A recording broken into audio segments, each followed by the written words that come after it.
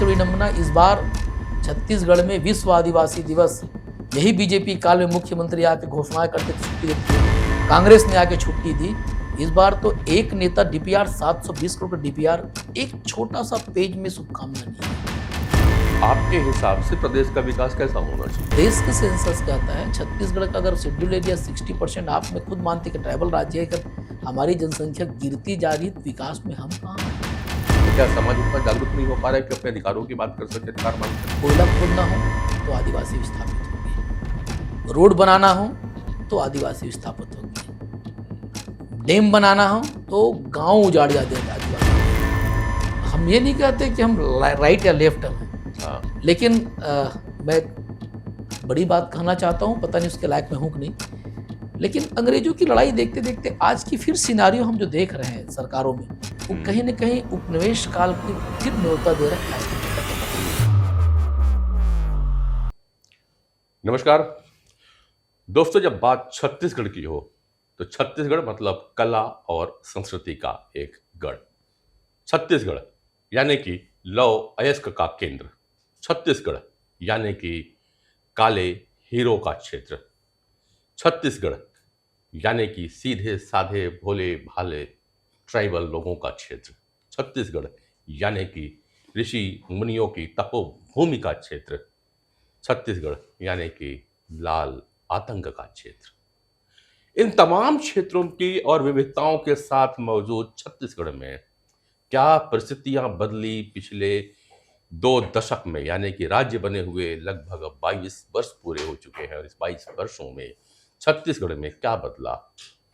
बाहर के लोग भी आके बसे, विकास भी हुआ, और मूल जो यहाँ के लोग हैं, जो मूलवासी हैं, वे कहाँ तक बदलाव में आ पाए, उन्हें जो मूल धारा में लाने की बात कही जाती थी वे कितने आगे आ पाए, विकास का लाभ उन्हें कितना मिला, इन तमाम मुद्दों पे आज हम बात करेंगे मूल निवासियों के ही एक पदाधिकारी के साथ में।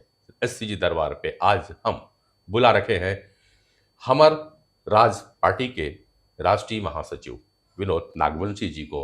विनोद नागवंशी जी को एक अच्छा लंबा एक्सपीरियंस है सामाजिक गतिविधियों में, सामाजिक कार्य करने में, और आदिवासियों की मूलभूत सुविधाओं को, मूलभूत परेशानियों को लगातार उजागर करने के लिए। तो आइए स्वागत और अभिनंदन करेंगे। जोहार विनोद जी आपको। जोहार जोहार नरेंद्र जी। जोहार जोहार विनोद जी, जितनी बातें मैंने अभी आपके आने के पहले इंट्रोडक्शन में कही, छत्तीसगढ़ 22 वर्ष का हो चुका है, युवा हो चुका है, लेकिन जब छत्तीसगढ़ की बात होगी तो बात आदिवासियों की होगी, बात यहाँ के मूल निवासियों की होगी।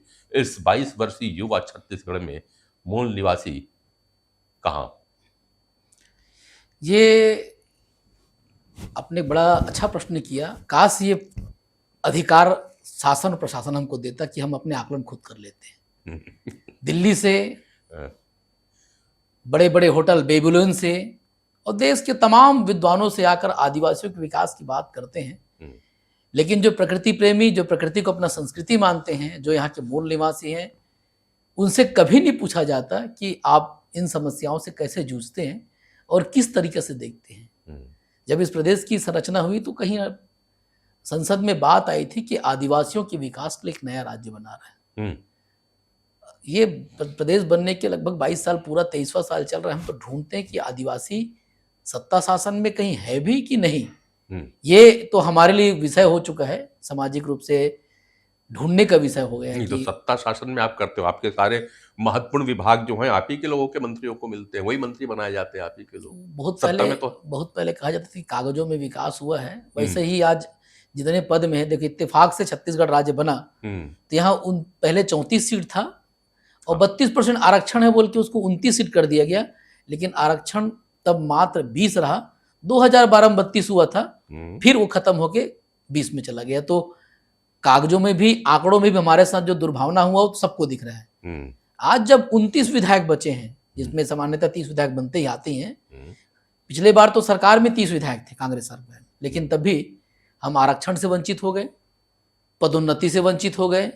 स्थानीय भर्ती जो इस प्रदेश के 60% एरिया शेड्यूल्ड है, जहाँ का नियम था और जो वाजिब भी था कि वहाँ विकास के मानकों, स्कूल कॉलेज को देख कर वहाँ के जो लोग बाहर से आते थे वो वापस चले जाते थे, वहीं की स्थानीय भर्ती में चाहे किसी जात का हो, किसी समाज को, स्थानीय भर्ती कोटे से किया जाएगा, वो भी खत्म हो चुका है।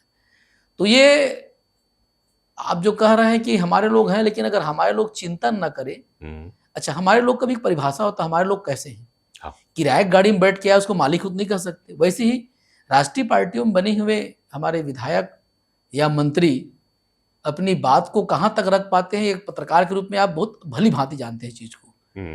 अगर वाकई में रख पाते तो आप देख रहे हैं कि बस्तर से लेकर सरगुजा तक छोटी छोटी मसले, रेवेन्यू का मसला, अधिकार का मसला, पैसा का मसला, ट्राइबल समाज भी आजकल चक्का जाम करने लगी, रेल रोकने लगे, जेल भरो आंदोलन कर लिए। शायद इस प्रदेश में कोई करते होंगे, लेकिन आदिवासी समाज पूरे सुकमा से लेकर बलरामपुर तक जेल भरो आंदोलन एक बार नहीं 3 बार सफलतम पूर्वक कर लिया। उसके बाद भी शासन में बैठे हमारे लोग कहें या शासन के लोग में कोई चेतना नहीं आई। शायद उनके दिमाग में यह है कि ये आदिवासी हैं, ज्यादा क्या कर लेंगे। तो फिर आप लोग कैसा छत्तीसगढ़ देख रहे हो, क्या चाहते हैं छत्तीसगढ़ को, कैसा है, मॉडल क्या है आपके लिए? छत्तीसगढ़ एक पर्याय है संपदा का। संपदा में बौद्धिक भी आता है, प्राकृतिक संसाधन भी आता है, और सबसे बड़ी बात मानव संसाधन। देश के संविधान में, विश्व में कहा जाता है कि आदिवासी शांत, भोले भाले, प्रकृति रक्षक होते हैं। जब ये मानक ही बना दिया गया है तो मानक का खंडन भी किया जा रहा है। कोयला खोदना हो तो आदिवासी विस्थापित होंगे, रोड बनाना हो तो आदिवासी विस्थापित होंगे, डैम बनाना हो तो गांव उजाड़ जाते हैं आदिवासियों की। आदिवासी उजड़ते हैं इतना नहीं कि कोई व्यक्ति हटा दिया, कोई घर गए, वो अपनी परंपरा, रीति नीति, आस्था के पूरे ऐतिहासिक और आध्यात्मिक पृष्ठभूमि से पूर्णतः वंचित कर दिए जाते हैं, जिसकी लड़ाई कई बार लड़ते रहे। सुप्रीम कोर्ट ने भी कई बार कहा पैसा के बारे में, राष्ट्रीय जनजाति आयोग ने भी कहा, और संसद में तो छाती ठोक के चर्चा करते हैं दोनों, किसी भी पार्टी की सरकार सत्ता चाहे मुख्यमंत्री प्रधानमंत्री, हम आदिवासियों का विकास करेंगे। पहला ही समाज होगा जिसका ठेका लिए पूरे देश के राजनीतिक लोगों ने, हम विकास करेंगे। और 70-75 साल में विकास की मानक क्या है? अगर आज भी संसद में आदिवासियों को आरक्षण के नाम पे नून तेल नमक बांटने की अगर बात हो तो ये तो चिंता का विषय है कि सरकार वाकई में विकास करना चाहती है कि एक डेमो बनाकर रखता है कि हाँ भी आदिवासी पिछड़े, ऐसा कुछ प्रतीत। जब आप विकास की बात करते हो तो आप बस बस्तर में विकास तो दिख रहा है ना, लॉ ऐसी खदानें खुल गई हैं, वहाँ पे इंडस्ट्रीज आ रही हैं।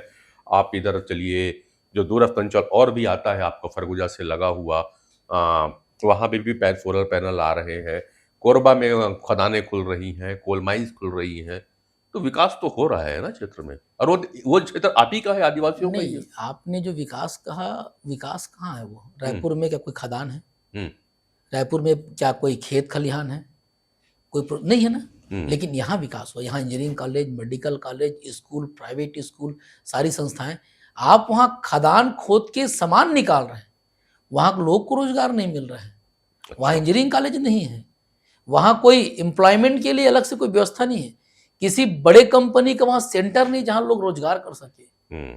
आज भी पत्रकारों के माध्यम से जानते हैं, हम खुद भी देखते हैं बस्तर अंचल में जाके कि लोग, गर्भवती महिलाएं बच्चा जन्मते हुए खत्म हो जाती है, जिसका मोर्टेलिटी बहुत भयानक है। बीमारी के लिए आज भी लोग को नदियां में चारपाई उठा कर लाना पड़ता है। कि रायपुर में कहा ऐसा केस हो जाए, सीएम तक दौड़ जाएंगे, पीएम का नोटिफिकेशन आ जाएगा। दूर बात, जिस लाल आतंक के घेरे में शांत बस्तर आ चुका है, भेजे हुए सिपाहियों को सुविधा नहीं मिलती। आज कभी हेलीकॉप्टर से लिफ्ट कराते हैं, कई बार 4 दिन 5 दिन तक जिस क्षेत्र में गए वहां फंसे होते। जब उनका ये हश्र है तो एक सामान्य आदिवासी नागरिक की स्थिति होगी। स्कूल नहीं है, स्कूल है तो फिर टीचर नहीं है, कहीं धोखे टीचर पदस्थ है तो बिल्डिंग भवन नहीं है।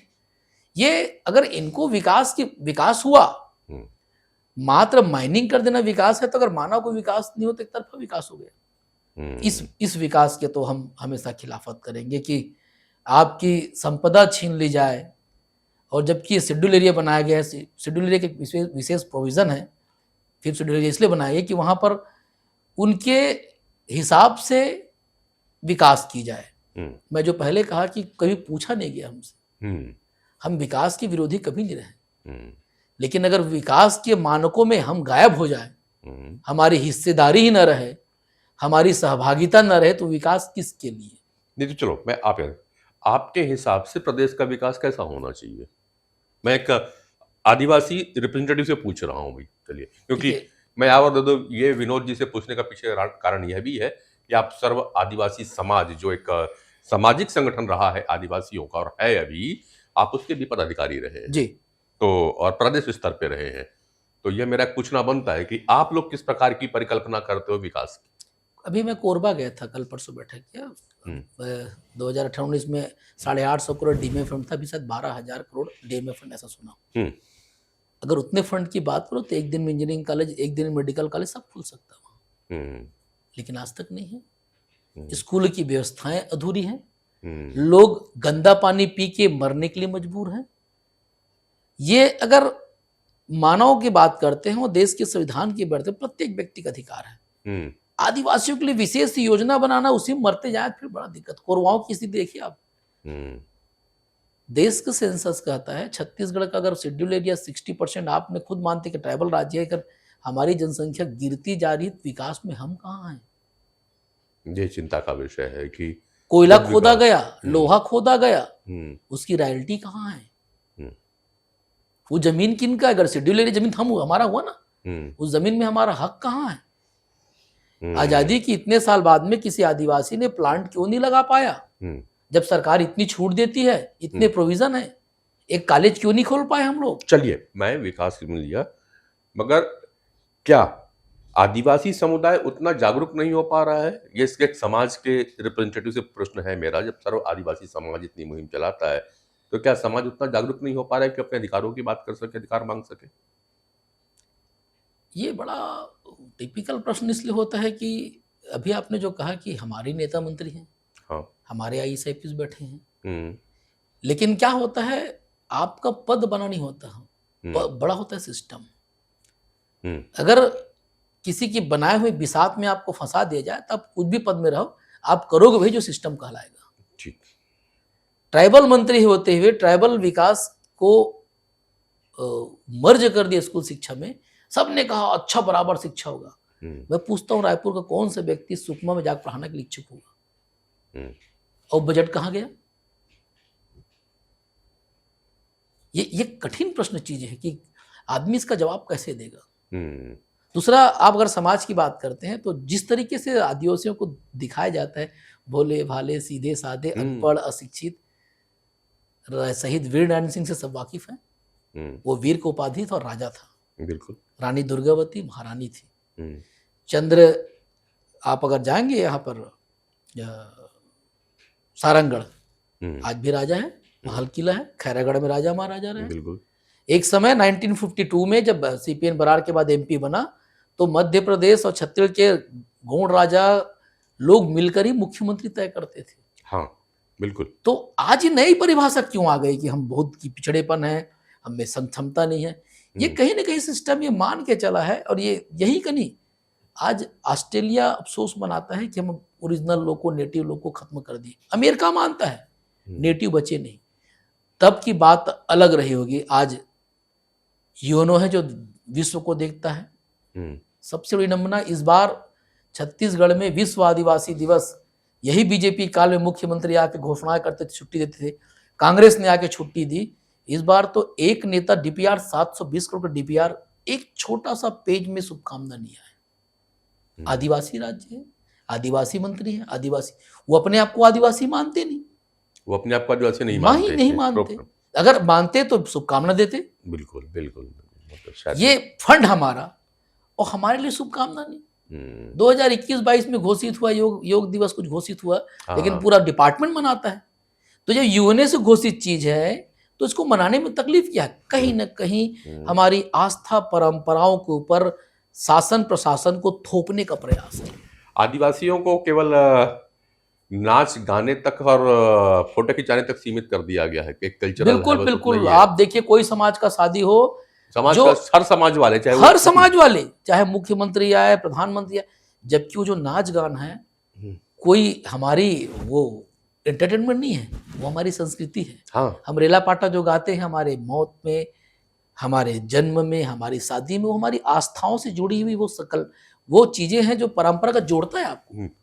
उसको हम आजकल, मैं तो ये भी देखा हूँ कभी कभी नचाने लाते बेचारे भीख मांगते वापस आते हैं। हमने हाँ। विरोध भी किया, सामाजिक रूप से हमने विरोध किया, लेकिन पिछड़ापन और गरीबी इस कदर है कि शासकीय रूप से ट्राइबल विभाग के द्वारा लोग को स्वागत के लिए बुलाया जाता है। हम अपने प्रोग्राम में बुला नहीं पाते क्योंकि बहुत पैसा लगता है उसके लिए। तो ये खाली हम दिखावे के लिए रह गए ऐसा लगता है। अब जो आप लाल आतंक की बात कर रहे थे, मैं आ रहा हूँ उन पे भी आऊंगा कि छत्तीसगढ़ को हम लोग एक तो कल्चर से जानते थे जो शायद अब धीरे धीरे खत्म होने चला। जिस आदिवासी कल्चर को हम बात करते थे, वह आदिवासी कल्चर जिसको कि हम कक्षा 8वीं 9वीं में पढ़ा करते थे, वह अबुझमाड़ की वह संस्कृति, अबुझमाड़ का वो घोटुल जिसे हमने किताबों में पढ़ा था और अपने मनाह पटल में संजोया हुआ था, आज कहीं ना कहीं वह बस्तर से खत्म होती हुई दिखाई दे रही। मैं इस पे भी आऊंगा। लेकिन पिछले कुछ दशकों में लाल आतंक का एक खौफनाक मंजर भी पूरे देश ने देखा है बस्तर के अंदर में। और बस्तर हमेशा गोलियों की आवाजें सुनता रहा है। वहां दिखती तो जनता कम, वर्दीधारी लोग और सैन्यधारी ज्यादा दिखते थे। और यह भी एक रिकॉर्ड आया कि जब कोई मरा तो वह व्यक्ति आदिवासी ही था, वो चाहे जनता रही हो या नक्सलाइट रहे हो। क्यों भाई? क्या बस्तर में नक्सलिज्म चाहे हो या कोई व्यक्ति सामान्य आदमी का हो, वो कोई दूसरी जनता नहीं रहती थी? एक अगर अब छत्तीसगढ़ की बात करते हैं तो बस्तर अछूता नहीं है। बस्तर एक पहचान था छत्तीसगढ़ का, वो आज भी पहचान है। आज भी है। आप देश दुनिया में बस्तर लिखते ही पहले तो बहुत ज्यादा सोशल मीडिया था, लेकिन हम लोग जब देखते थे तो बस्तर लिखते ही विविध आता था। जैव विविधता में शायद अफ्रीका के बाद इनका नंबर था। मैं कहीं पढ़ा, कुछ रैंक था, मतलब अच्छा रैंक था, जिसमें जैव विविधता, बायोडाइवर्सिटी जो बोलते हैं, उसमें रैंक था। वर्ल्ड के लोग आते थे। शायद आपको ज्ञान में भी होगा कि चेंद्रू राम मंडावी, जो शेर के साथ खेलता था, स्वीडन से स्वीडिश लोग आकर के फिल्म शूट किए थे। बहुत सारे विदेश के लोग हमारे इंजीनियरिंग कॉलेज के समय जाते, तभी लोगों को देखे हमने स्टडी करते हुए। माइंस के आसपास एरिया में, दिल्ली राजरा में अंदर जाते थे, स्टडी करते थे, भाषा सीखते थे। बहुत सारे लोग पीएचडी करने के लिए बस्तर के मड़िया लोग की भाषा, शैली, संस्कृति, उनके रहन सहन, खान पान ये जानते थे। और ये देखते थे कि लोग पूजा किसा करते हैं, पेड़ का, वैसी पशु पक्षी का। वो आज बस्तर कहते ही, दिल्ली में आयोग में हम थे, कभी काम करने का अवसर मिला, लोगों से कहा ना वहां तो जाते ही गोली मार देंगे। कहाँ? रायपुर में आते ही बोलते नहीं जगदलपुर में बहुत नक्सली है। जगदलपुर जाओ बोलते भोपालपट्टनम बहुत से, वहां जाओ बोलते चेंदगलुर पेंदगलुर में। ये जो ये भय हमारे विकास को रोक दिया। ये भय कहने का मतलब क्या इशारा करो कि भय क्रिएट भी किया गया है? बिल्कुल संभावना है। बिल्कुल संभावना। उतना भय नहीं जितना अगर वास्तव में नक्सली आदिवासियों के हित चिंतक करते तो नक्सलगढ़ जहां पैदा वहां तो खत्म हो गया। यहाँ भी एक बार समय खत्म हो जाना चाहिए था। बिल्कुल। कोई समस्या, भाई डॉक्टर के पास क्यों जाएगा? बीमार है तब जाएगा। तो अब मैं कहता हूं, नक्सली की गोली निकले, पुलिस की गोली निकले, वर्दी से, मरता कौन है? आदिवासी। चाहे छाती में लगे, चाहे पीठ में लगे। और मरने वाला वो नक्सली के रूप में फर्जी इनकाउंटर हो या सामने खड़े वर्दी वाले वो भी आदिवासी होते। तो मुझे लगता है टारगेटेड प्लान ऐसा है कि आदिवासी कम होते जाएं क्या? 600 गांव वीरान हो गए 2006 से। दूसरे देश में नहीं, दूसरे प्रदेश में गए, तेलंगाना, आंध्र में। आज तक छत्तीसगढ़ की सरकार वापस नहीं लाई। आप आदिवासी विकास की बात करते हो? आप वेस्ट बंगाल से लोग को लाके बसा सकते हो। अपनी प्रदेश के मूल ट्राइब्स, धुरवा, मुड़िया, बेचारे जिनको ढंग से भाषा नहीं आता, द्रविड़, इनको सुरक्षित करना देश ही नहीं विश्व का कर्तव्य है कि ऐसे परंपराओं को सुरक्षित रखा जाए। आप शेर भालू के लिए हजारों एकड़ का आप बना सकते हो फॉरेस्ट एरिया, नोगो एरिया, वो जो उनको सहेज के रखें, उनके लिए आपके पास स्थान नहीं, कोई बजट नहीं। अभी तक कोई बजट बता दे कि तो 600 गांव के वीरान के लोग को, अच्छा कैसे गया? बीजेपी सरकार ने कहा हम सलवा जुडूम करेंगे, और करने कौन आया? नेता प्रतिपक्ष कांग्रेस का। और मरा कौन? आदिवासी। 600 गांव के लोग पोटा केबिन में रहने की मजबूर थे, लोग चले गए, वापस लाने का प्रयास नहीं किया। अब फिर दूसरी बात करता हूं, अभी गृह मंत्री जी आए थे, बैठक किए, हमारा फिर कहना है अगर किसी समस्या का हल खेत में है तो खेत में उतर के तासीर देखो ना। राइट। और अगर आदिवासियों के बीच अंचल में है, मैं आदिवासी नहीं कर रहा हूं, आदिवासी अंचल शेड्यूल एरिया में शेड्यूल एरिया की माना गया ना, वहां पर पूरा अधिकार किसको है? ट्राइबल को, ट्राइबल परंपराओं को, पेशा को। तो कभी हमारे साथ भी बैठ लेते, समाज के मुखिया के साथ बैठ लेते, शासकीय रूप से बैठ लेते, अशासकीय। हम लोग बहुत दिन से कह रहे हैं, हमारे वरिष्ठ नेता नेताम साहब जो पूर्व केंद्रीय मंत्री रहे, वो बार बार कहते हैं कि भाई ये समस्या से हम ग्रसित हैं। 5 से 10 हजार लोग फर्जी इनकाउंटर में हो के और फर्जी जेल में है, जिनका आज तक ना सुनवाई हुआ, कुछ नहीं हुआ, परेशान है लोग। 30 जगह लोग आंदोलन में बैठे हैं। आजाद भारत में शेड्यूल एरिया में एसडीएम कलेक्टर कोई पूछने नहीं जाता उनको, नारायणपुर से लेकर वहां तक। अरे आपके लोग है ना, वो बंदूक तो नहीं पकड़े ना, बिल्कुल। अगर बंदूक पकड़ते तो बोलते हाँ खत्मा करो। नक्सली के हम समर्थक नहीं, लेकिन अनावश्यक फोर्स के द्वारा सामान्य जनजीवन को बाधित करना, इसके हम नाराजगी बिल्कुल है। अपराध प्रदेश में भी होता है, वहां लगा दो पैरामिलिट्री फोर्स, क्यों नहीं लगाते? बच्चियों के साथ रेप हो रहा है मंदिरों में, वहां क्यों नहीं लगता? खाली आपको मिनरल्स माइंस निकालना है बोल के रोड बना रहे हो, बहन बेटी की इज्जत जा रहा है। कितने केसेस होंगे? हम मानते हैं पुलिस को हम हतोत्साहित नहीं करना चाहते, लेकिन अगर फर्जी इनकाउंटर हुआ है तो स्वीकार करना चाहिए कि हमसे गलती हुआ। नक्सली जब कहता है कि हमारे 4 नक्सली मर गए, स्वीकार कर लेते। फर्जी एनकाउंटर, गवर्नमेंट तो बार बार बोलती कि जितने पकड़े वो नक्सलाइट पकड़े गए, फिर ये बातें आप लोग की तरफ से क्यों उठती है कि वो फर्जी एनकाउंटर था? कैसे फर्जी एनकाउंटर बोला जा सकता है भाई? उनके पास एक 8 साल उनके पास से वो असला, गोला बारूद और बंदूकें तो मिलती हैं।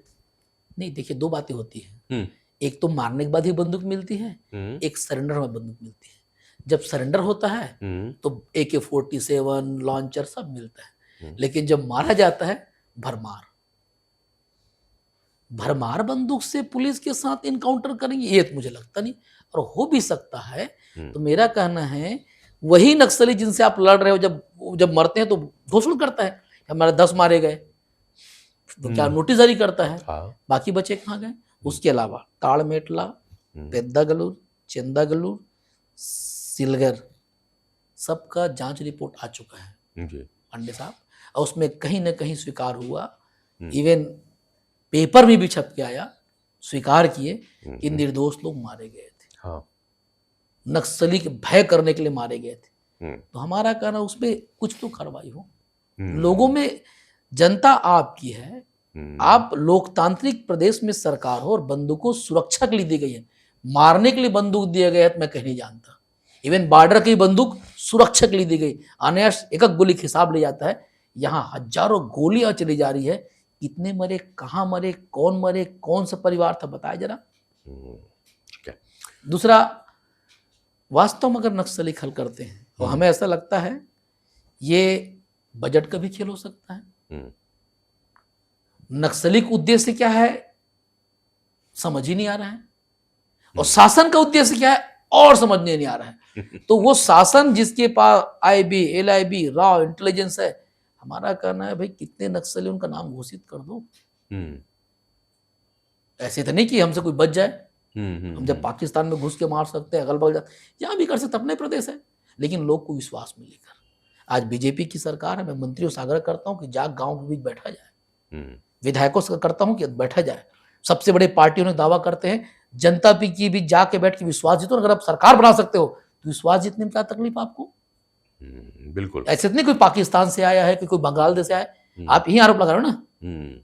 अगल बगल तेलंगाना, तीनों देश की प्रदेश के लोग, चुनी हुई सरकार के लोग, जनता के लोग, विश्वास जीते आम जनता का, सब संभव। उसके बाद बड़े बड़े आतंक, झांसी का आपका सब बड़े बड़े जो डकैत लुटैत सब खत्म हो गए, लेकिन वैचारिक क्रांति क्यों हो रहा है?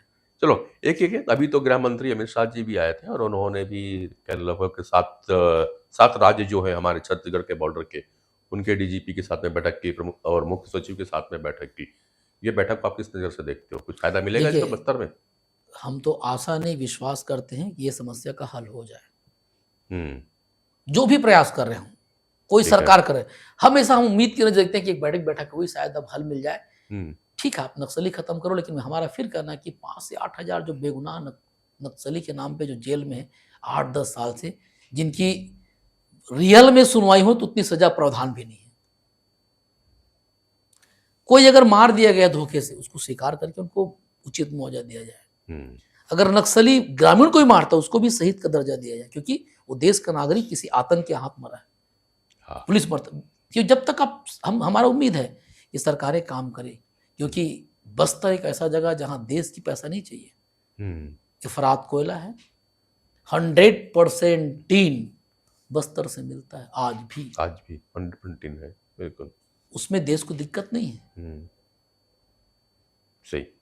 माइन से जा रहा है, नक्सली कोई दिक्कत नहीं होता है, ट्रांसपोर्ट चल रहा है, कोई खाली आदिवासियों की विकास हो तो नक्सली भी दिक्कत होता है सरकार को।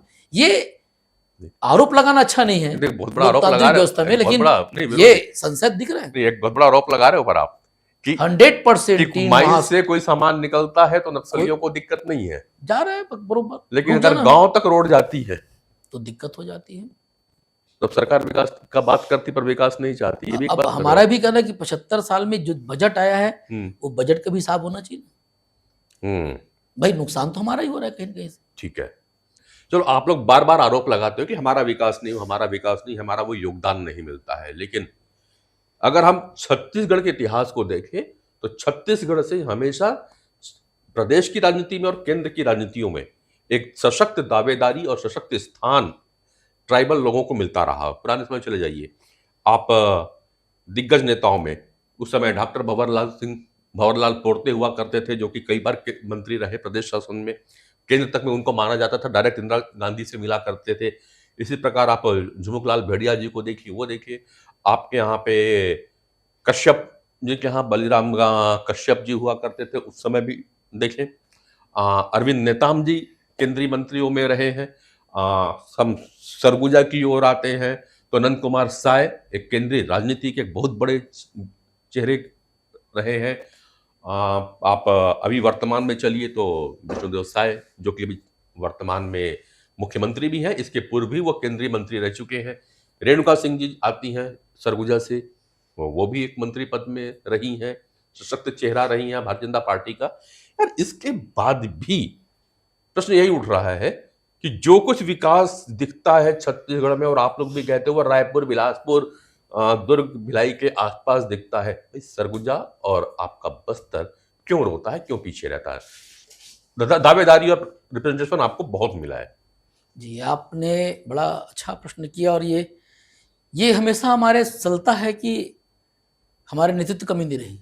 29 विधायक, पहले 34 थे, 4 सांसद, बीच में 6 सांसद, कोई ना कोई केंद्र में रहता, बड़े बड़े पदों में रहे, और छत्तीसगढ़ बनने के बाद से भी पदों में रहे, उसके पहले भी बड़े सीनियर, जिनका केंद्र तक धमक था। नेताम साहब के नाम से 1-2 मिलते हैं, कानून बनाया कुछ बस्तर अंचलों के लिए। हाँ। लेकिन वो भी जब आदिवासी की बात की तो शायद पार्टी से साइड हो गए। लखीराम जी लंबे समय तक काम किए, लेकिन आदिवासियों के लिए विशेष कोई योजना पे काम किया ऐसा स्मरण नहीं आता। नंद कुमार साय जी आदिवासी मुख्यमंत्री के प्रखर वक्ता रहे, लेकिन उसको धीरे से पार्टी से ही साइडलाइन लगा दी। भंवर सिंह पोर्ते असामयिक उनकी मृत्यु हो गई। ऐसे सभी नेता, हालांकि मैं भंवर सिंह के बारे में एक और पढ़ा था, आप लोग और करीब से जानते होंगे, भंवर सिंह ने भी एक बार आदिवासियों के लिए प्रखर और आदिवासी मुख्यमंत्री की पहली बार किसी ने आवाज उठाई तो शायद भंवर सिंह पोर्ते ही थे, और उनको फिर साइडलाइन कर दिया गया था उस समय। अब मैं आता हूँ शिवभानु सोलंकी, एनानमस सीएम बन रहा था मध्य प्रदेश का। राजनीतिक दुश्वारियों से उसको हटा दिया गया। दिलीप भुरिया जी राष्ट्रीय चेहरा बने तो कांतिलाल बुला दिया, और छत्तीसगढ़ बनते आदिवासी विकास पद के 4 भाग, अभी सर्व आदिवासी समाज जिसका आप रूढ़िजन परंपरा, उसके भी 2-3 भाग बन के बैठे हैं, कहीं ना कहीं राजनीतिक पोषित होते हैं। तो प्रदेश में कोई पार्टी नहीं है, और हम भले कहते हैं कि जनता से, जनता के द्वारा, लेकिन चुनी हुई सरकार तय करती है क्या होना चाहिए, नहीं होना चाहिए। ठीक है। और बीजेपी और कांग्रेस, मुझे लगता नहीं कि छत्तीसगढ़ से कंट्रोल होता है। अच्छा। कौन पद में बैठेगा, कौन नहीं बैठेगा, किसको ठेका मिलेगा, नहीं मिलेगा, केंद्र तय होता है। अच्छा।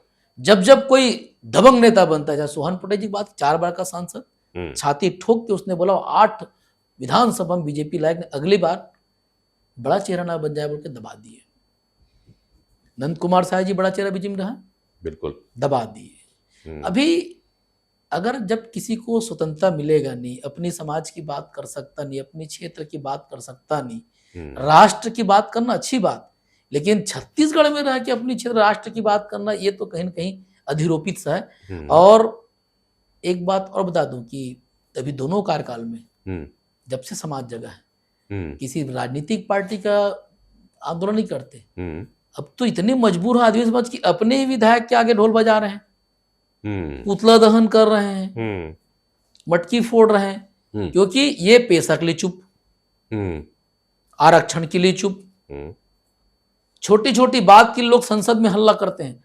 हमारे इतने विधायक सांसद जाने के बाद एक शब्द नहीं बोलते, अपने आरक्षण, अपनी नीति, अपने, और जो बोलने का प्रयास करता है वो साइड लगा दिया। इसलिए हमने बहुत गंभीर चिंतन किया और समाज से हमने जब पूछा, बलरामपुर से सुकमा तक ब्लॉक स्तर पे सब ने कहा कि भैया हम लोग 23 साल से सामाजिक आंदोलन कर रहे हैं, एक आरक्षण बस पाए तो भी खो दिए, ये बनता कहाँ? बोले विधानसभा बनता है नियम, हमारा कोई हित चिंतक क्यों नहीं है? 29 वो हमारे नहीं है, क्यों? वो राजनीतिक पार्टी प्रेरित है, अगले बार टिकट मांगे तो हम अपनी प्रतिनिधित्व भेजेंगे विधानसभा लोकसभा, जो बात रखे। और यहीं से छन कर समाज से सत्ता की ओर की बात आई और वहां से हमारा राज पार्टी, मतलब हम सबका पार्टी, अच्छा। एक उदय हुआ जिसका नेतृत्व को राम साहब को दिए, नॉन पॉलिटिकल पर्सन था, बोले कि नहीं चाहिए, हालांकि हम सबसे मदद ले रहे हैं और एक विश्वास जमा कि जब तक आपकी चर्चा आप विधानसभा में नहीं करोगे, कोई दूसरे पार्टी का आदमी आपका भला नहीं करेगा। ठीक है। आज तो राजनीतिक पार्टी में हमने देखा भी कि जो सामाजिक काम में ज्यादा लिप्त हैं उनको राजनीतिक रूप से राष्ट्रीय पार्टी साइड लगा देते हैं। तो प्रदेश की राजनीति में अगर आदिवासी समाज की बात ना हो, प्रदेश की राजनीति में उनकी विकास की बात ना हो, प्रदेश की राजनीति में उनकी आरक्षण के लिए विधानसभा गंभीर ना हो, प्रदेश की राजनीति में उनकी धार्मिक आस्था के लिए गंभीर ना हो, तो लोकतांत्रिक व्यवस्था में आप आंदोलन धरने से ज्यादा विधायकी में बैठना ज्यादा जरूरी। इसलिए एक तय किए हैं कि राजनीतिक रूप से आदिवासियों को, छत्तीसगढ़ के वासियों को मजबूत होना पड़ेगा, ठीक है, एक विचार बनाना पड़ेगा। इसी तारतम्य में हमारा राज पार्टी बनी और प्रयास कर रहे हैं लोगों तक पहुंचने का, विचार को पहुंचाने का, और शायद आप लोग का भी अगर अच्छा सहयोग रहा तो बात पहुंच जाएगी और एक हम अपने प्रदेश की संसाधन से प्रदेश की विकास की बात कर पाएंगे। हमारा राज पार्टी जो है वह मूलतः सर्व आदिवासी समाज का जो संगठन था उससे जी उद्भव हो गया है, तो क्या ये कंट्रोल भी सर्व आदिवासी समाज के थ्रू ही होगी, क्योंकि अधिकतर चेहरे तो वहीं के हैं? ये अच्छा बात रखा आपने, क्योंकि चूंकि प्रस्ताव समाज ने दिया था और आंदोलन से, जन संघर्ष से और लगातार शासन से टकराहट के बाद पैदा हुआ है। तो सर्व आदिवासी समाज और हमारा राज पार्टी दो अलग विंग है। अच्छा। सर्व आदिवासी समाज प्रदेश की पूरे आदिवासी यो की एक सहभागिता है और राजनीतिक जो पार्टी है उनके विचारों के साथ अपने अधिकार के लिए एक लड़ाई है कि अगर हम सत्ता में जाएंगे तो आदिवासियों के लिए क्या भला करेंगे। तो दो अलग विंग है। और क्योंकि हमारा राज पार्टी में मात्र आदिवासी नहीं, इसमें सभी रहेंगे, क्योंकि लोकतांत्रिक व्यवस्था है, इसमें कोई बॉन्डेज नहीं का आदिवासी रहे। अभी मेरा प्रश्न असल में यही आने वाला था, जब आप कहते हो कि हमारा राज पार्टी तो पूरा जाता है कि नहीं इसमें आदिवासी रहेंगे, तो भाई बस्तर और सरगुजा में और पूरे छत्तीसगढ़ में आदिवासियों के अलावा भी बहुत से लोग हैं, तो उनका क्या होगा? नहीं, देखिए यही बात है, आदिवासी समाज जब लड़ता है तो सबकी लड़ता है, जल जंगल जमीन की लड़ाई, जंगल, वही मैं कह रहा, जल जंगल में की लड़ाई में आपके साथ अन्य समाज नहीं भी अब है। देखिए अभी हमारे प्रत्याशी में ST SC OBC समान नहीं भी थे। हाँ। बिलासपुर से हमने सुदीप श्रीवास्तव जी दिया, वकील साहब जो समाज के लड़ते हैं जी। तो राजनीतिक में ऐसा क्राइटेरिया नहीं होगा। हम तो छत्तीसगढ़ मूल, और ये पार्टी छत्तीसगढ़ में नहीं, उड़ीसा में भी चुनाव लड़े, तेलंगाना में भी लड़ेंगे और महाराष्ट्र में भी लड़े, असम तक में हम लड़े, दिल्ली तक में गए। एक विचार जो दिख रहा है दोनों राष्ट्रीय पार्टियों का कारपोरेट जगत को बढ़ाने का, हम ये नहीं कहते कि हम राइट या लेफ्ट में हैं, लेकिन मैं बड़ी बात कहना चाहता हूं, पता नहीं उसके लायक मैं हूं कि नहीं, लेकिन अंग्रेजों की लड़ाई देखते देखते आज की फिर सिनारियो हम जो देख रहे हैं सरकारों में, वो कहीं ना कहीं उपनिवेश काल की फिर न्योता दे रहा है, ऐसा महसूस होता है। कारपोरेट जगत इतना हावी हो गया है कि उनके बगैर अब चुनाव होता नहीं। चुनाव खर्चे देखो, इसलिए हमने एक उपाय बनाया कि अगर जनता से जनता के लिए है, तो अगर जनता की संख्या पर है उनकी बात हम कर रहे हैं, क्योंकि आज मूलभूत सुविधाओं की बात कोई नहीं करता। चुनाव के समय 1 लाख देंगे, 10,000 देंगे, 5,000 देंगे, बांट देंगे। अरे भाई 5 साल आपकी सरकार थी तब क्यों नहीं दे पाए? और हम लिखेंगे इसके लिए चुनाव आयोग को कि ये गलत प्रेरणा है कि आप मुफ्त बांटने की बात कर रहे हैं, योजना की बात करना चाहिए। प्रलोभन देके तो वोट ले हाँ, रहे हो। तो ये इन चीजों को देखकर हमारे समाज के लोग बहुत व्यथित हुए जी। और एक प्रयास किए कि अगर वोट, इस लोकतंत्र वोट हमारी ताकत है तो उस ताकत का हम उपयोग करें। ठीक है। चलो, कई बार आप लोग के ऊपर ये भी आरोप लगता आया है कि कभी आप भाजपा के साथ चल देते हो और आप कभी कांग्रेस के साथ चलते हो, तो फिर इस पार्टी का क्या? कल मान लो चुनाव हुआ और आप समर्थन कर दो अंदर ही अंदर, तब? देखिए, राजनीति में कोई चीज बॉन्डेड नहीं होता, पहली बात। लेकिन जो आरोप उसके लिए बोल दूं, जब लगातार 3 बार की भारतीय जनता पार्टी की सरकार थी तो हम उनसे निवेदन, आवेदन, आंदोलन, धरना करते करते करते थक गए। ठीक है। अब लड़ोगे सरकार से ना, पार्टी से इतनी लड़ोगे। हमारी लड़ाई ना बीजेपी कांग्रेस कभी नहीं रही। हम चुनी हुई सरकार से लड़ते हैं जो हमारे संवैधानिक अधिकारों का हनन करता है।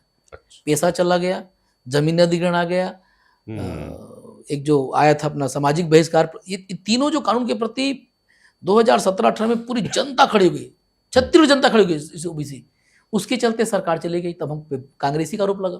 कहीं पीछे आंदोलन में कोई कांग्रेसी रहे हो सकता है समाज के रूप में। अब जब 2018 से लेकर 23 तक पैसा खत्म, आरक्षण खत्म, स्थानीय भर्ती खत्म, फिर आंदोलन किया हम लोगों ने, तो कांग्रेस को लगा कि हम बीजेपी वाले हैं, जबकि अब तो पीछे बीजेपी खड़ा भी नहीं था। राजनीतिक पार्टियां की लड़ाई आपसे छुपी नहीं है, किसी से छुपी नहीं। हारते अपने दम पे हैं, अब स्वीकार तो करने में डर लगता है तो समाज पे, लेकिन हमारे लिए अच्छी बात है, वो स्वीकार तो कर रहे हैं कि हमको इस पार्टी ने हरा दिया। ये एक स्थापित बड़ी पार्टी। अभी कांग्रेस कई जगह सुनता हूं कि मगर जिताने वाले भी स्वीकार करते हैं क्या कि हमको इन लोगों ने जिता दिया? यही अगर स्वीकार करते कि बड़ी जनता है तो हमको राजनीतिक पार्टी बनाने की जरूरत ही क्या पड़ती? सही है, सही। क्योंकि दिल्ली से चला हुआ चीज आपको सम्मान देगा कभी नहीं हो सकता। हमारे बड़े बड़े नेतृत्व को आज जगह नहीं मिलता। संगठन में कोई हिस्सेदारी नहीं है। कोई बता दे, संगठन पद देना अलग है, पावर की बात अलग होती है। और पद दोनों पार्टी में दिया हुआ है, पावर नहीं मिलता, महत्वपूर्ण पद है। हाँ, बहुत महत्वपूर्ण, कोई दिक्कत नहीं। लेकिन अब सार्वजनिक बोलना अच्छा लगता नहीं। हम कभी समाज में बैठते हैं तो उनसे जब पूछते हैं उनकी असहायपन देख के हमें दुख होता है। चलो, एक और बात करेंगे। अभी बांग्लादेश की स्थिति अच्छी नहीं है और उसके पहले भी जब 71 में बांग्लादेश बना था तो बहुत से हिंदू भाइयों को भारत में अलग अलग लाया। उसमें से हमारे छत्तीसगढ़ में भी दिया गया और मुख्य रूप से बस्तर में पखांजूर बांग्लादेशी शरणार्थियों को बसाया गया। अभी बांग्लादेश की स्थिति को देखते हुए फिर से लग रहा है कि हिंदू को लाया जाएगा और निश्चित रूप से जगह जो है हमारे पास में सरगुजा और बस्तर ही होती दिया जाएगा। उसमें आपके कुछ लोग विरोध करते हैं, क्यों? नहीं, इसमें लॉजिकरण ये है, बस्तर बांग्लादेश से लाए आप लोगों ने, अब वहां से लाया गया, टर्म कंडीशन में आया गया। आज भी उनको इतनी सुविधाएं दी जाती हैं जितना ट्राइबल को नहीं मिलता, सच्चाई है। आपने लाया कंडीशन पे लाया, उसमें स्थायी तौर पे नहीं लाया गया था जहां तक मैं जानकारी है। आसान था, जीने खाने की तकलीफ है और जब स्थिति सामान्य जगह तो वापस ले जाएगी। अगर चलो वो भी किए, शेड्यूल एरिया में तो मैं चाहकर अपनी जमीन नहीं बेच सकता, चाहकर छत्तीसगढ़ के ओबीसी एसटी सामान्य भाई वहां जमीन नहीं खरीद सकते। वहां आपने वायलेशन करते हुए किसी के लाख कैसे बसा दिए? एक गजब का एक्सपेरिमेंट कर दिया आपने। जबकि रायपुर के आसपास महासमुंद, राजनांदगांव पर्याप्त क्षेत्र फलते, अच्छा, और लोग को जंगल में बसा के असहाय कर दिए। अगर उनको सामान्य क्षेत्र में बसाते, जैसे मानव बस से व्यवसाय बन गया बढ़िया, आपने पखांजूर में दिए, आज वहां वर्ग संघर्ष बढ़ गया है। वो एरिया शेड्यूल्ड है, सरपंच ट्राइबल होगा और बंगाली कैसे करें?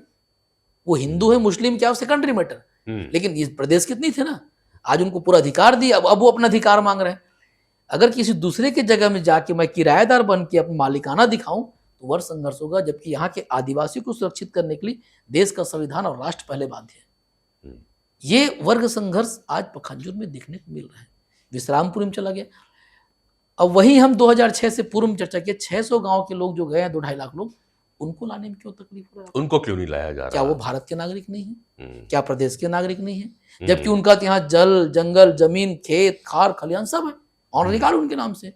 तो पहले प्रयास होना चाहिए, राष्ट्र की किसी योजनाओं में इस प्रदेश के आदिवासियों को तकलीफ नहीं होती, लेकिन वो बोलते हैं ना, बांटे भाई पड़ोसी टाइप से जो कहावत है कि आप अपनी वाहवाही के लिए किसी गरीब के पेट में लात मारो, ये अनुचित है। और पहला, अगर आपके पास आपके भर पेट है तब दान करना उचित कहलाता है। अगर आपकी जनता खुद तकलीफ है, पहले उसकी चिंतन करना चाहिए, जिसकी ओर से आपकी सरकार बनी है। बिल्कुल। तो किसी को मदद करने में तकलीफ नहीं करना चाहिए। पूरा वसुधैव कुटुंबकम जो कहते हैं, पूरा विश्व हमारा है, कोई दिक्कत नहीं, सब मानव हमारा है। लेकिन पहला जो नागरिकता का अधिकार आर्टिकल जो देता है, वो अपने नागरिक को देता है कि कब किस सरकार, तो पहले चिंतन करना चाहिए। और आज भी आदिवासी किसी के लिए असहयोग नहीं है, लेकिन जब किसी जान पे बनवाए तो आदमी हर जगह विरोध करता है। चलो, एक मुद्दा और जब आदिवासियों की होती तो और आता है, कन्वर्जन। ये इतना धर्मांतरण आदिवासियों के साथ क्यों हो रहा है? देखिए, तुम सामाजिक नहीं देख, तकलीफ, मैं अगर जिस समाज से बिलोंग करता हूँ, बड़ा तकलीफ होता है कि मेरे आदमी बदल कैसे गया। और एक, हालांकि ये चीज बोलना ठीक नहीं साइंस युग में, लेकिन फिर भी एक आस्था रहता है कि मेरा धर्म, मेरी संस्कार, हालांकि ट्राइबल में धर्म नहीं होता, संस्कार संस्कृति होता है, और बहुत प्रिय हम लोग को। हम उस संस्कार संस्कृति के लिए कई बार विकास के मानकों से साइड होकर काम करते हैं, लेकिन जल जंगल जमीन से जुड़े होते हैं। बिल्कुल। धर्मांतरण एक रूप से वैचारिक रूप से बदल जाना होता है। अब तो पहली स्टडी इस बात को होना चाहिए कि जो आदिवासी मुगल के समय भी लड़के रह गए, अंग्रेज के समय लड़के रह गए, अब अचानक क्यों बदल रहे हैं? हाँ। आजादी के आसपास मुझे ऐसा लगता है कि कहीं मैंने भी देखा स्टडी की जगह, शिक्षा और स्वास्थ्य के नाम से, क्योंकि मूलतः आदिवासी की कोई धर्म होता नहीं, और ऐसे कोई किताब या कहीं ज्ञान में उनका नाम है भी नहीं। बिल्कुल। वो अपने आप को निर्गुण मानते हैं। कभी कोई मंदिर बुलाए तो मंदिर चले जाते हैं, कभी कोई चर्च बुलाए चर्च चले जाते हैं, लेकिन संगठित रूप से प्रलोभन देकर किसी का धार्मिक आस्था के साथ खिलवाड़ कर धर्मांतरण के मैं खिलाफ हूं, व्यक्तिगत भी और सामाजिक रूप से भी। आपने जो कहा धर्मांतरण बढ़ रहा है, ये विषय तो सरकार का होना चाहिए। एक आदिवासी को सुरक्षित करने के लिए आपने अधिकार दिया, आर्टिकल 25, 26, 27, ये 3 आर्टिकल धर्म संस्कृति का है, और 13(3) का रूढ़िजन्य परंपरा संविधान के बराबर है। आपने उसका रक्षक बात ही नहीं किया। कोई व्यक्ति कहीं घुस रहा है, उसको रोको। शेड्यूल एरिया में तो वैसे भी किसी का अधिकार नहीं जाने का, किसी का अधिकार नहीं होता। और ऐसे तो नहीं कोई आदमी एक बार गया फट से बना के आ गया, छूते बन के बदल गया, ऐसा तो नहीं है। वो अपने आप को प्रेरित करते होंगे, बनाते होंगे, तब जाते होंगे। तो ये इसमें कहीं ना कहीं सरकार पूर्णतः नाकाम रही। इसके पीछे कारण शिक्षा और स्वास्थ्य है। बहुत ज्यादा जगह देखा गया है कि शिक्षा और स्वास्थ्य के कमी के चलते लोग जाते हैं।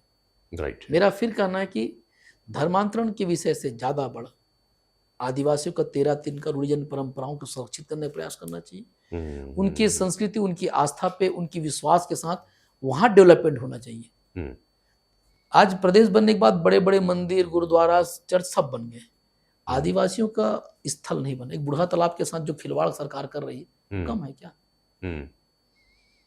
कोई भी आदिवासी अंचल का कोई बड़ा बिल्डिंग, प्रसादी या डेवलपमेंट बताइए मांझाओं में, तो आप तो कहीं ना कहीं उसको दबा रहे हो ना। दबाओगे तो कहीं कहीं जाएगा। तो मैं इसमें सरकार को दोषी मानता हूं। निरीह आदिवासियों के ऊपर आरोप लगाना ज्यादा अच्छा है कि आपकी योजनाएं वहां तक पहुंचना चाहिए और सब आदमी अवेयर रहे कि मेरी ये संस्कृति, मेरी ये आस्था है, मेरा ये परंपरा है, तो शायद अपने सब रिजिड हो जाएंगे। बिल्कुल। तो कुल मिलाकर के बार बार जितने भी बार मैं कह रहा हूँ, विनोद जी बार बार ले जाते हैं कि जो सरकार को चाहिए, सरकार कहीं ना कहीं जो मूल निवासी हैं यहाँ के, उनके हितों की, उनकी संस्कृति के पीछे कुछ ढुलमुल रवैया सा अपनाती है। कारण बहुत सारे हो सकते हैं। आज एसएसजी के दरबार पे विनोद नागवंशी जी मौजूद थे। हमर राज पार्टी के आप राष्ट्रीय महासचिव हैं। इसके पहले आप बहुत सारी जो ट्राइबल के सामाजिक दायित्वों में निर्वहन कर चुके हैं, बहुत सारे मंच पे रहे हैं, कई बार टीवी डिबेट भी जाते रहे। ये हमारा भी एक सौभाग्य रहा कि आज हम विनोद नागवंशी के साथ में बैठ पाए। एक लंबे अरसे बाद मेरी विनोद जी से मुलाकात भी हुई, तो हमने कहा चलो इसको चर्चा में लेकर के रिकॉर्ड भी कर लिया जाए, शायद ये बातें सरकार तक भी पहुंचे और हमारे जो आदिवासी भाई लोग हैं तो उनके पास तक पहुंच जाए। हमने आज विनोद नागवंशी को लगभग हर पहलू पे बात करने का मैं जितना जानकारी थी मैंने कोशिश की, चाहे छत्तीसगढ़ की संस्कृति की बात हो, चाहे छत्तीसगढ़ की संपदा की बात हो, चाहे उत्खनन की बात हो, चाहे नक्सलिज्म की बात हो, छत्तीसगढ़ की आदिवासियों के विकास की बात हो, कन्वर्जन की बात पे भी हमने किया। इतने सारे बड़े नेताओं के बाद जिनकी राष्ट्रीय पहचान रही, अंतर्राष्ट्रीय स्तर तक गए, उसके बाद भी छत्तीसगढ़ के ट्राइबल पीछे क्यों रह जाते हैं, इस पे भी बात किया। हमने बात किया कि छत्तीसगढ़ के सारे बड़े नेताओं के जो योजनाएं बनाते थे, उनकी योजनाएं बनने के बाद भी छत्तीसगढ़ का मूल आदिवासी अभी भी समाज के साथ खड़ा क्यों नहीं हो पा रहा है, इस पे भी बात की। और बड़ी बेबाकी के साथ में विनोद नागवंशी ने बातें भी रखी, बिना किसी लाग लपेट के, बिना किसी डर के, क्योंकि यूट्यूब है, यहाँ कट होता नहीं है। तो जब कट नहीं है तो बहुत कुछ संभल के बोलना पड़ता है, पर नागवंशी जी ने पूरी चीजों को खुल के बोला है। तो विनोद जी बहुत बहुत धन्यवाद, आपने बातें रखी, हमारे प्रोग्राम पे आए थे। जोहार जोहार।